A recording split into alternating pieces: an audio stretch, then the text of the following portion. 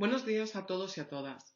En primer lugar, querría agradecer a los organizadores del Segundo Congreso Internacional Identidades, Inclusión y Desigualdad, Miradas Cruzadas, que hayan tenido a bien contar con mi presencia. Paso ahora a presentarles mi comunicación titulada Diego Rivera y las experiencias cubistas, la reflexión identitaria de un mestizo salido de no se sabe qué tierras. La producción más conocida de Diego Rivera será la relativa a los murales que realizase durante la década de los años 20 y 30 del siglo XX por su fomento en la creación de una identidad mexicana que ensalzase a la clase trabajadora e indígena, así como los ideales revolucionarios. Sin embargo, su germen habría que buscarlo en sus obras cubistas, particularmente relevantes para sus trayectorias artística y personal, y cuyas temáticas, de índole nacional y política, conferirán una producción plástica extremadamente singular. Coincidiendo esta producción con la Revolución Mexicana y con la Primera Guerra Mundial, el rol del expatriado, la identidad nacional, los recuerdos de México tamizados por la nostalgia y la simpatía por la Revolución se transformarán en referente primordial. Diego Rivera llega a París en 1912, decidido a instalarse de manera definitiva en la indiscutible capital de las vanguardias. La promesa de modernidad ofrecida por la ciudad con la llegada de la Tercera República y las reformas llevadas a cabo por esta en materia institucional y cultural facilitaban las cosas a aquellos que, provenientes de otros países, no encontraban en ellos los cauces expositivos, representativos o mercantiles necesarios a sus esfuerzos. Sin embargo, la recepción del cosmopolitismo artístico en el París del cambio de siglo fue bastante más tibia que calurosa. El estilo de vida bohemio de la mayor parte de estos artistas, así como la temática, la técnica y estética de las nuevas tendencias artísticas que practicaban y que rompían radicalmente con el arte oficial y académico justificado y determinado por aquel genius loci de Hippolyte Taine del último tercio del siglo XIX e incluso bien entrado el XX, hallaba su explicación para muchos en el carácter extranjero de sus orígenes, cuando no en aspectos ligados a cuestiones políticas a veces menos confesables. Pese a lo que pueda pensarse, el acercamiento de Rivera al cubismo no se produce en el mejor momento. La presión política y social de los años previos al estallido de la Primera Guerra Mundial salpican la vida artística y cultural. El cubismo no es visto con buenos ojos por las facciones más conservadoras, tal y como demuestra el incidente de la Maison Cubiste en el Salón de Otoño de 1912 y que terminará discutiéndose en la Cámara de los Diputados y desembocará en la exclusión de la participación extranjera en las futuras ediciones del Salón.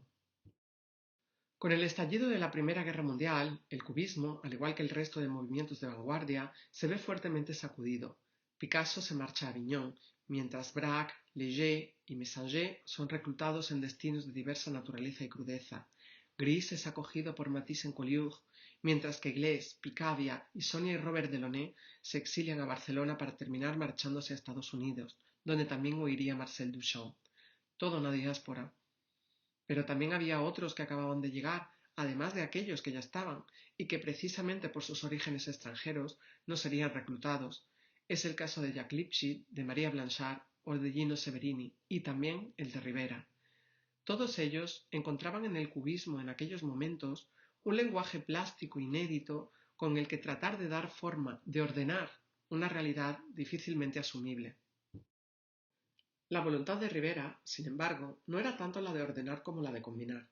En sus obras previas a su llegada a París es ya patente su interés por reunir en sus obras sensaciones y recuerdos de las experiencias vividas. Los escritos de Henri Bergson y sus teorías acerca de la simultaneidad exacerbarán esta atracción.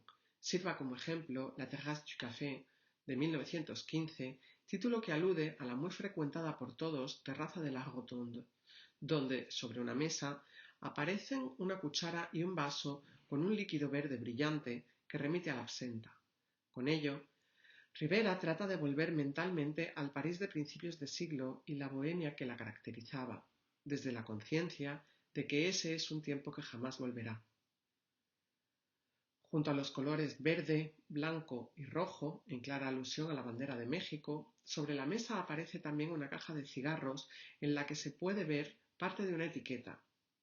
En ella aparece un paisaje en miniatura y una banda que lo rodea, en la que se puede leer Benito Juárez, en referencia a Benito Juárez, el líder reformador revolucionario de origen indígena que terminaría por constituirse como el primer presidente de la República Mexicana entre 1858 y 1872 e inequívoco icono de los acontecimientos políticos contemporáneos a Rivera.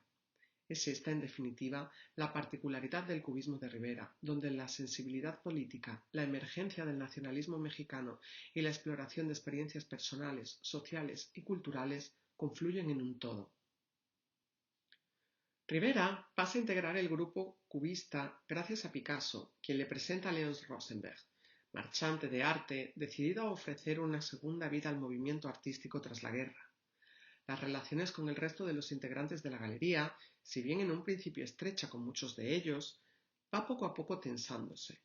Algunos de estos consideran que el artista está más interesado en producir a la manera cubista, en pos de un beneficio económico, que en las posibilidades plásticas del mismo.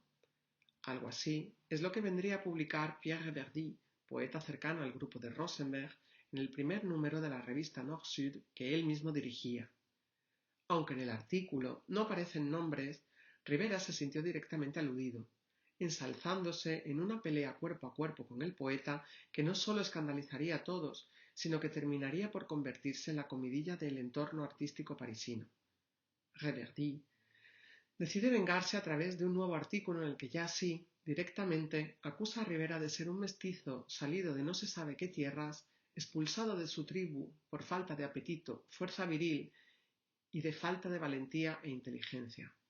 La crítica artística queda atrás para incidir en aspectos personales, raciales y étnicos. Era la consecuencia natural e indeseada al tiempo de aquello que llevaba fraguándose desde principios de siglo. La presión político-social de aquellos años encontraba en la xenofobia un espacio de confort en el que era posible acusar a otros, distintos a uno mismo, a los que no se reconoce como iguales, de aquello que desagrada o no se entiende. Resulta por tanto incuestionable que las circunstancias políticas y sociales no jugaron a favor de la consideración de la singular aportación del pintor al movimiento. Las críticas de índole racial de Reverdy así lo demuestran. No era momento de reivindicar otras identidades más que las propias, tanto en el terreno personal como en el artístico. Y en Francia, en los años de la guerra y la posguerra, la identidad a reivindicar era la de una estirpe pura y contrastada con la que los así mismos considerados verdaderos franceses pudieran identificarse. A juzgar por lo que se deslinda de la correspondencia intercambiada entre los artistas de la galería y el marchante, Rosenberg no debió ser un hombre de trato fácil. Sin ser particularmente audaz para los negocios, había empezado a comprar, más o menos, todo aquello que le parecía cubista y a agrupar en torno suyo a artistas provenientes de otros estilos pictóricos, muchas veces más sesanianos que otra cosa, convencido de que, con el fin de la guerra, las exposiciones cubistas que organizaría en su nueva galería le reportarían buenos dividendos. No quedándole del todo claro qué era el cubismo y siendo, en muchos casos, ajeno a las investigaciones estéticas llevadas a cabo por los integrantes de la galería, se sintió fascinado desde el principio por las propuestas de Reverdy acerca de un cubismo purificado, que a ojos del marchante era visto como un cubismo de escuadra y cartabón en el que ante todo, como él mismo defendía en sus escritos, primara la razón sobre los sentidos, y que tan bien casaban con las proclamas del retorno al orden. Ni Rosenberg ni Reverdy supieron comprender las aportaciones de Rivera al cubismo. Muy seguramente, pocos a su alrededor lo hicieron. Querría invitar ahora al resto de los ponentes a los que les haya resultado sugerente esta exposición a que me planteen las preguntas o sugerencias que deseen, con todo el ánimo de poder intercambiar mayor información y conocimiento acerca de un tema que de manera particular encuentro apasionante. Sin más, les agradezco profundamente su atención y me despido esperando sus opiniones. Muchas gracias por su tiempo.